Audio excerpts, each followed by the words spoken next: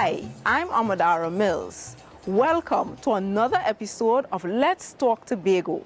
Today we are at the Atlantic Villa in Bacolet, a beautiful, inviting property that overlooks Bacolet Beach. While we explore the villa, we'll also bring you the top stories happening in Tobago this week. So stay with us for the next half hour as we bring you all the details, starting with this week's headlines. Public transportation on the island gets a boost with the commissioning of 50 new SPANKING buses. The Scarborough Market vendors are happy about their new commercial space. And later, several NGOs are getting a helping hand to continue their invaluable work. All this and more when Let's Talk Tobago returns. We'll be right back.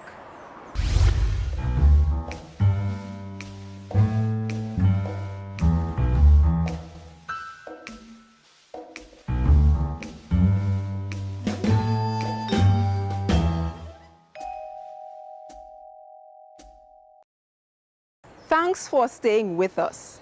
Now in the heart of Bacolet lies Atlantic Villa, perched upon a peaceful hillside. It's tranquil and spacious and convenient to the contemporary minimalist or visitor with more luxurious tastes. It's now more convenient to get around Tobago. The Public Transport Service Corporation recently commissioned 15 new buses for the island, including 2 tour buses.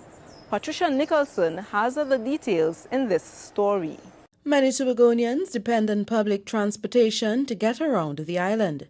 Prior to the commissioning ceremony for 15 new Higer buses, the Public Transportation Service Corporation, PTSC, experienced many ups and downs with its Tobago bus fleet. When he took office in 2017, Clarence Jacob, the Secretary of Settlements, Urban Renewal and Public Utilities, promised Tobagonians he'd work on having the bus fleet increased. It was approximately 1 year ago when you made the promise. I stood in the same space delivering my maiden speech at the handing over ceremony of 2 additional buses for the Scarborough Lansomery route. Today, you demonstrated commitment to enhance bus fleet for Tobagonians with 50 new buses. At this time, I want to commend PTSC for a job well done. Of the 15 new Higer buses commissioned, 10 are diesel-powered and the others are CNG buses. 2 of the CNG buses are equipped with universal wheelchair access. 2 others will be used for island tours. In recent times, I want to be the first to say that our service has fallen below par because of a lack of functional buses. And we want to really apologize to our commuters and assure them that change is on the way, starting with these 15 buses. The addition of this fleet will mean immediately improved reliability of the bus service, the restoration of discontinued routes in several rural areas, improved on-time service, and all at the same affordable fares. Mr. Gooding says the PTSC has other plans for Tobago. This includes increasing the bus fleet by 5 before the end of 2018. PTSC has identified Sangsels Hill in Scarborough for the construction of a bus depot and commercial centre. THA Chief Secretary Kelvin Charles says good things are always happening in Tobago. He is congratulating PTSC for being proactive and providing buses that suit the island's winding and hilly terrain. He is also urging Tobagonians to take full advantage of the public transportation service. Can we aim to provide and utilize a bus service to the extent that we reduce some of the traffic we experience on our roads Monday to Friday? Can we replicate the systems of our Western neighbors that see them leaving their personal vehicles at home during the week while utilizing public transport? And Minister Shamfa Kojo, I recognize your plea. It would really be interesting if there can be that cultural shift in Tobago. The country routes that were stopped due to the lack of properly working buses were restarted on the day of the bus commissioning. and PTSE workers in Tobago are being trained to properly maintain the new buses. The commissioning was held at PTSE's facility in Shore Park. I'm Patricia Nicholson for Let's Talk Tobago. Sitting on 2,000 square feet of land, Atlantic Villa can comfortably accommodate up to 6 guests. The villa consists of 3 apartments, 2 on the ground floor and 1 on the first floor. Now this, businesses in several Tobago communities are helping to protect the environment. They are part of the Go Green Tobago initiative that's aimed at eliminating the use of styrofoam on the island. And it's all being done in recognition of World Environment Day. Here's more. Styrofoam is everywhere. Many restaurants and street food businesses sell their food in styrofoam boxes, plates, and cups. This material, also known as polystyrene, has harmful effects on the environment as well as our health. As litter, it makes its way into the oceans, landfills, and other sensitive habitats, causing harm to wildlife. Its chemical additives can also be transferred into our food and beverages. Through its Go Green Tobago campaign, Tobago is seeking to phase out the use of styrofoam. This move was something very significant because, one, it meant that Tobago is actually leading the nation in terms of phasing out styrofoam. It is also very important because this speaks to our commitment to greener living and to improved environmental performance. This started with food and beverage entrepreneurs in Castara.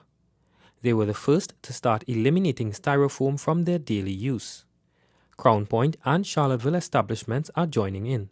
They're trading the white styrofoam boxes for brown paper bags and cardboard boxes. Currently, the most popular alternative is the cardboard box, both the glued and the unglued boxes. And this is particularly important because the cost is almost equivalent to the styrofoam, so it's easy to accept. The Division of Infrastructure, Quarries and the Environment aims to completely phase out the use of styrofoam in Tobago. This will take some time because styrofoam is cheap and durable packaging material. So the division is looking at alternative products that are environmentally friendly, accessible, and cost-effective. The alternatives to styrofoam are a little more expensive than styrofoam. There are no taxes on styrofoam products that actually come into the country. However, the environmentally friendly alternatives to styrofoam, those are actually taxed. We're going to work with our partners in government in Trinidad to attempt to have this particular issue addressed. Feather flags will mark the Go Green Tobago businesses using environmentally friendly packaging. I'm Kern De Freitas for Let's Talk Tobago. Each apartment of Atlantic Villa has a separate entrance with secure parking. Units can be rented jointly or as separate apartments. Let's talk autonomy. Tobagonians once again had a chance to give their views on the constitutional amendment to Tobago Self-Government Bill, and residents turned out to give their feedback.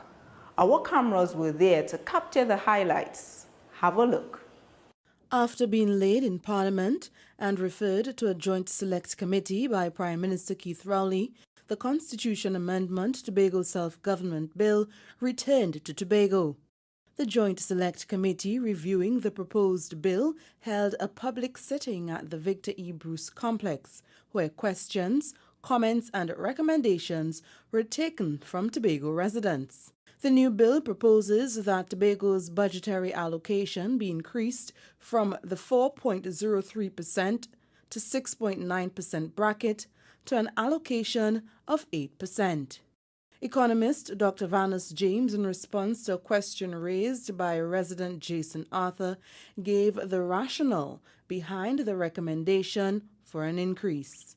The 4.03%, as Mr. Arthur was pointing out, really did reflect, I was part of the commission, so I can tell you, really did reflect the proportional allocations of national funds to the citizen. Equal treatment of every citizen. That's where the 4.03% came from. Tobago's population at that time was 4.03%. As Ms. Kojo has indicated, it's now about 5.1%, somewhere in that zone. So if we are going to maintain that principle, the base should move upwards. Now the 6.9% came from the work we were doing at the time to estimate the development needs of Tobago. We framed the development budget under Chief Secretary Ho-Choy Charles and came up with the estimates that we needed somewhere in the region of about $2 billion to get started. Now, that's where that came from. And if you take the gap between the 4.03% and the 6.9%, and you move the base up by 5%, then the upper end will move to about 8%. Dr. James was a member of the Dispute Resolution Commission that devised the initial budgetary allocation and has offered his assistance for this new bill. Additionally, Dr. James highlighted that some key elements of the bill are missing, such as the delineation of what constitutes Tobago. I'm Patricia Nicholson for Let's Talk Tobago. It's time to take a break, but coming up next, we'll tell you how market vendors in Scarborough feel about their new space. Don't go away. We'll be right back.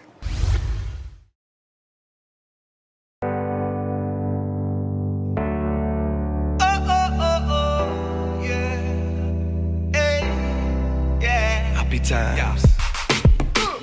Summer car done, summer car, summer car done, summer car, summer car done, summer car, summer car done, summer car, summer car done, summer car, summer car done, summer car, summer car done, summer car, summer car done, yeah, summer car. Atlantic Villa gives you that home away from home feel. It's got bright, breezy ensuite bedrooms, a modern kitchen, and elegant, relaxed living spaces, all for your comfort and enjoyment. The Scarborough Market has a new home, as the old facility is set to be renovated, and vendors are impressed with their new temporary facility. It's all in this next story. More than 150 registered vendors have made the temporary market located along Old Government Farm Road and Orange Hill Road their new home. In line with health standards, the interim facility has customized areas for fresh produce, meats, and fish. Separate spaces have also been provided for clothes and food vendors. Many vendors say they appreciate the amenities of this new space. I think so far it's been amazing. It's our second week. We've had a great time here. The facilities are nice, airy, beautiful. Lots of people coming through, and I think everybody is enjoying it. It is more uplifting here. Out there was a challenge. So I'm thankful for this new market that they give us. You know, where you could get away from the sun, the rain, and dust, and all these things. And it's more comfortable. Customers are also enjoying the spacious and sanitary conditions. They are pleased with the toilet facilities and the ample parking provided for those accessing the market via Orange Hill Road next to the MP gas station. I must say that I'm totally satisfied. The place is, you know, it's very spacious. We are getting a lot of fresh air, and most important, parking. I have somewhere to park. When the market was in Scarborough, it was always a hassle. You have nowhere to park, record possibly taking your vehicle, and the one park there always totally filled. So personally, I'm totally satisfied with what I'm seeing here today. The stalls and all of those things, beautiful. The vendors, they are our regular people that we know. It is what you call a marketplace. I love the cubicles where the meats and the foods are being kept. Healthy, very sanitary. Thumbs up to the designer again. I was really impressed. You know, it was airy, it's clean. I like the layout, and the vegetables and everything on display was, you know, quite impressive.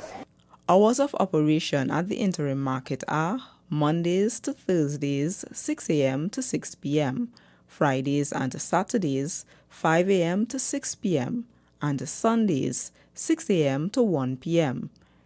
The move to the temporary market means renovations can now be conducted at the old market facility in Scarborough. I'm Amadara Mills for Let's Talk Tobago.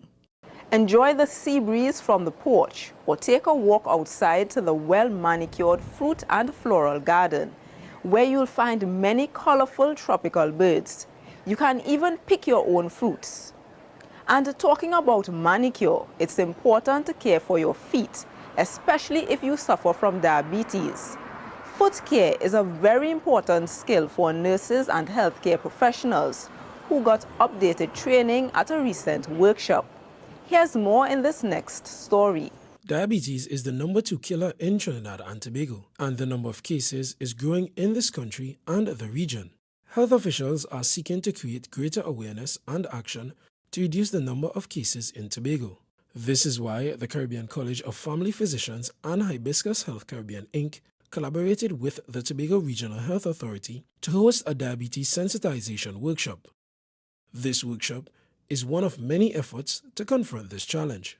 Training and education is of utmost importance to us, as we know diabetes affects all of us in the Caribbean. The amputations are horrible. So our goal is to educate and to empower as much as possible to educate the healthcare practitioners to decrease the amputations, and of course educate the public as well. In many cases, diabetes also leads to limb amputation, so reducing diabetic foot complications is a priority. In fact, changes in your foot could indicate the onset of this disease. Simple inspection between the toes, color of the feet, appearance of the foot, any deformities, calluses, swelling, signs of infection, nail dystrophies, etc. Now I have this up there for you. They will not complain of the pain. So this is why you need to help reinforce looking when they come. You look, you show them how you look, you go down between every single toe, you look at the bottom of the foot. Doctors and nurses are being encouraged to keep their focus on saving limbs and saving lives. So if a person is experiencing foot issues, screening should be done first. Every patient with diabetes needs to be screened. When it gets over 100, you have what we call pre-diabetes. And so between 100 and 120, that's considered pre-diabetes. But you can have that for a while. And let me make one other comment. So why do people develop problems? Well, one is, once your blood sugar gets over 100, you start to develop inflammation in your cell. Okay, everything is at the cellular level. Going forward, the doctors at the Scarborough General Hospital are aiming to reduce the number of diabetic limb amputations on the island. I am Keishon Wilson for Let's Talk Tobago. Atlantic Villa has a private outdoor pool if you'd like to take a swim or hang out poolside. There's also a separate patio, which gives you the option to dine in or entertain. More than ever, young people are getting the opportunity for development before they enter the world of work. A recent workshop is also helping them learn key life skills they need. Here's more. Increasing entrepreneurial activity will create more job opportunities and drive economic development in Tobago. So the Youth Energized for Success YES program is helping to give young Tobagonians a head start to their careers by boosting their personal and professional development. The program hosted a week-long life skills workshop with this goal in mind. This is a program that which started since 2013. So far we have had approximately 280 participants, not including this installment. Based on persons applying to the YES program, the unit saw that, through resumes and, having contact with persons, speaking to them, they saw the need that, we need to do this self-enhancement program. During the interactive session, participants learned about different types of communication and how to communicate effectively. Is communication only the exchange of information between persons? As we keep mentioning, two persons, one person and another. Right, so that is the first thing that we must dispel from our minds, because the thing is, organizations communicate with us, even for example, about their products. Communication, we're looking at exchanges of facts, opinions, feelings, ideas between two entities. So entities here can mean, yes, persons, but would also mean person and organization, as well as organization to organization. The workshop also covered topics such as goal setting, understanding self, time management, and financial success. At the end of the workshop, participants were presented with certificates of completion. They're also leaving with the knowledge that will serve them well in the future. I'm Kern De Freitas for Let's Talk Tobago. We've got to take a break. But when we return, several organizations get a helping hand from the Office of the Chief Secretary. Stay with us. Come, there we go to Tobago, that paradise among by Robinson Crusoe. And it is said it's the land of tomorrow. Princess Margaret say, come Tobago for holiday. Now the whole world say, come Tobago for holiday. From Atlantic Villa, it's a cool, easy walk to the main town of Scarborough, and some of the island's best restaurants line your way as you go. Now, NGOs, community-based organizations, and even religious organizations have key roles in the social development of the island. To ensure they can continue the good work, some organizations got a helping hand from the Office of the Chief Secretary, as you will see in this next story. Sunfest and In His Presence are two of Tobago's most popular annual gospel events. A lot of work and funding go into staging these concerts, so representatives of these events were grateful for the financial support they received from the Office of the Chief Secretary. We are so delighted for this input, which helps defray the cost, because we bring in several artists, we set up the stage. You know, there are related expenses that occur, and the assembly help us in defraying the expense of part. Well, first we want to thank the Chief Secretary for always supporting us every year. The 8 years we have into this thing, he has always been supporting us. The money is used to pay bills, to pay artists and all of these things, and leave some to start the event next year. The West Indies School of Theology, Tobago campus, also received support. This will help the school purchase electronic items. And truly today, I'm indeed grateful to be here. We have been experiencing some financial constraints as in terms of maintaining our school, and we have reached out to the Chief Secretary, and today is really a remarkable day because he has extended his hand to us. Senior Pastor Mark Cupid also received funds towards items for the sound system of his church, Glory to Glory International Ministries. Mr. Cupid says that the Assembly's assistance helps religious organizations reach out to the public and make a difference. We are very grateful. And I think it's a very good venture, because right now, Tobago, we need churches to really take their place and make an impact in the community among the young people.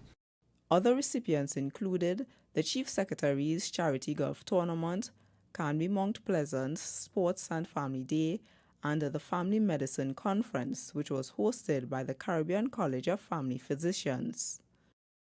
I'm Amadara Mills for Let's Talk Tobago. Atlantic Villa has its own personal housekeeper to ensure that guests are always enjoying clean, comfortable surroundings. So the only thing you'll have to worry about is making lasting holiday memories. The Tobago Teachers Unified Association paid a tribute to their current and retired teachers at an annual awards ceremony, and the educators are being encouraged to keep contributing to youth development. More in this story from Crystal George. Teachers play a significant role in developing societies. They influence our children during the formative years and educate tomorrow's leaders. The Trinidad and Tobago Unified Teachers Association tutor recently hosted an award ceremony for Tobago's teachers, honoring them for their invaluable contributions to the island. This year marks the 78th edition of the Tobago Teachers Get Together. This tradition has been maintained throughout the years by different generations of teachers. And while there have been modifications to the original format, the sentiments remain the same. The Tobago Teachers Get Together is about honoring retired teachers who have contributed in the field of education, providing an avenue for teachers to engage in professional development, and also affords teachers from Trinidad and Tobago an opportunity to socialize during various planned activities. The Trinidad and Tobago Unified Teachers Association wishes to pay tribute to those master teachers for their long service in the field of education. Retired teachers had their time in the spotlight. They were recognized for sharing their time, knowledge, and experience with Tobago's youth. And special recognition was given to Kenneth Bob, who served as a teacher for over 30 years. Our Icon 2018 is a household name in the island of Tobago and to some extent Trinidad. Ms. Kenneth Bob has contributed to the field of education, culture, media, religion, and even politics. We are indeed grateful that Ms. Kenneth Bob has graciously accepted the accolade of being the Tobago Teachers Get-Together Icon 2018. Ms. Bob had some advice for the current generation of teachers. When I started to work, they paid me $234 for the whole month. And I do nothing with it. Now you are getting plenty more than that, teachers. Don't let anything get in the way of your becoming beautiful. Each of those children, each child that you take under your jurisdiction to teach must feel your presence. If you have an issue, finish it outside before you reach in the schoolyard, please. Be it husband, be it wife, your children, whatever. God is going to restore you. God is going to bring you through once you attend to his children, because each and every one of them belongs to him. The theme for this year's ceremony was Teaching and Leadership in Challenging Times. Marissa Osman, Assistant Secretary in the Office of the Chief Secretary, herself a former teacher, says despite their challenges, teachers need to ensure a better teaching environment. Ms. Osman is encouraging the teachers to become more innovative and outline goals to help motivate students to learn. I believe that the pressure on schools to cross an ethical line is more challenging in Trinidad and Tobago now than it has ever been.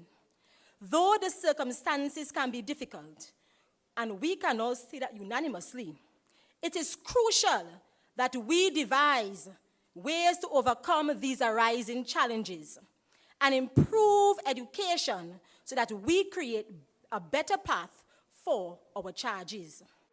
This is the 78th anniversary of this award ceremony in Tobago. I'm Crystal George for Let's Talk Tobago. It's time to have your say. It's the segment of our program where we hear from you, the viewers. Let's take a look at who had their say this week. Alright, so we're here with Miss Jordan right now. So we're here with Bruce right now. So we're here with Brent right now. We're asking Mr. Philip. And we're asking Miss Winchester. I can't cooperate. So this week, have your say. We're asking folks, do you think Tobago should be able to manage more of its own affairs? Yeah, well, Tobago could be able to handle that. If they put proper things in place, more factories, develop the place a little more, we could be able to handle that because it has smaller countries than we are doing it. Right now, we cannot really handle our own affairs. It's Trinidad and Tobago, and we have to depend with our unity, you understand, to do the things that we want to have done. As what we are right now, we're not ready for that. No, Tobago, we are one with Trinidad. We don't have a competition. We do not have a masquerade. We just want to be one so we can spend our own money over here. Do you think Tobago should be able to handle more of its own affairs? Certainly, if the people are willing to work. Yes, exactly. Definitely yes. Because Tobago was handling its own affairs before we joined with Trinidad. Tobago never really was handling any kind of affairs. I'm not from Tobago, but I mean, only sense that Tobagonians have more say in what they actually have to live in. I agree for sure.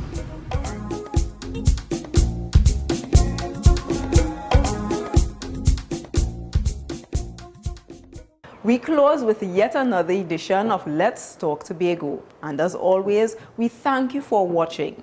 Please email us with your comments or queries about the program. And be sure to visit our website, like our Office of the Chief Secretary page, and subscribe to our YouTube channel. From our house to yours, I'm Amadara Mills, along with the Department of Information, Office of the Chief Secretary, Tobago House of Assembly, wishing you a safe and productive week.